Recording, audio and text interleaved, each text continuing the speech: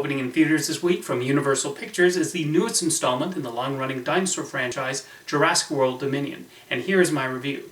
Despite the success of Steven Spielberg's blockbuster adaptation of Michael Crichton's Jurassic Park, the sequels have had trouble with recapturing that magic. They have made noble efforts, and they have not been devoid of good things, but it feels like they only scratched the surface of a world where dinosaurs have been brought back to life. Jurassic World Dominion has its entertaining moments, and it's neat seeing the return of a few original cast members. However, it mostly winds up an okay diversion. The early scenes show promise as we see how people cope with dinosaurs roaming around. There's that sense of wonder you hope to see in a Jurassic Park movie, and it's especially nice seeing Sam Neill's Alan Grant and Laura Dern's Ellie Sattler reunite.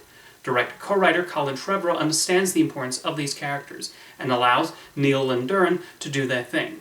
They retain the likability and charm they had back in 1993, and even John Williams' classic theme is used in the right spots when they meet up again. Jeff Goldblum also returns as Dr. Ian Malcolm and does well in continuing to portray his cynical personality. Trevorrow handles the action sequences well enough, with a scene in Malta being the highlight. He has understanding of how to use the camera and special effects, and in showing the monstrous nature of some of these dinosaurs. The visual effects in Dominion are easily the best in the Jurassic World trilogy. There are times when it's even difficult to detect whether the dinosaur is an animatronic or computer-generated. The new characters do lack the spark one hopes for, made more glaringly obvious when having them in the same film as the original Jurassic Park trio. Chris Pratt and Bryce Dallas Howard try their best, but even the film struggles with trying to find useful things for them to do. The cloned girl Maisie from the previous film, Fallen Kingdom, is given an absurd subplot that attempts to be sentimental, but falls flat. The sequel also begs the question yet again why these films need human villains. The dinosaurs are already threatening enough, and the anti-capitalism message has begun to feel repetitive. The main villain here winds up being a dull CEO type, with Campbell Scott giving a strange and awkward performance.